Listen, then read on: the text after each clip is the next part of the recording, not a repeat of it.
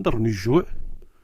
هبط ناخذ ساندويتش من تحت، بوكاديو فيه 7 ديال الخضاري، فيه الطون ومطيشه والخس والزيتون والكاشير والبصله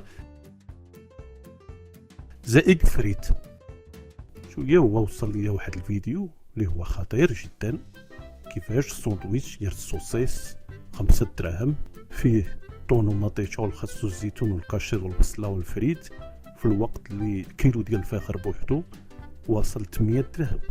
وراكم عارفين انا ملي كان عندي 21 عام وانا كنقيد كلشي، شفت انني كنت مقيد 8 ديال الكلاب اللي كيدوروا عندنا في الحومه بالليل. وعملت واحد التحقيق صغيور لقيتهم ناقصين كلك،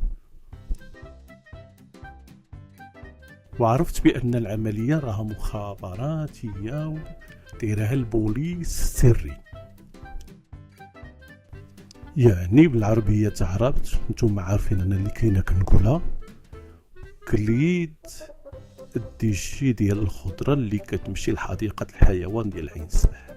بعباره اخرى وليت بحال هذوك الكلاب اللي كيميخلوا الطوارو بالليل، غير هما صدقوا مطورين عليا حيت كيعرقوا هز بالفابور بلا ريال بلا جوج.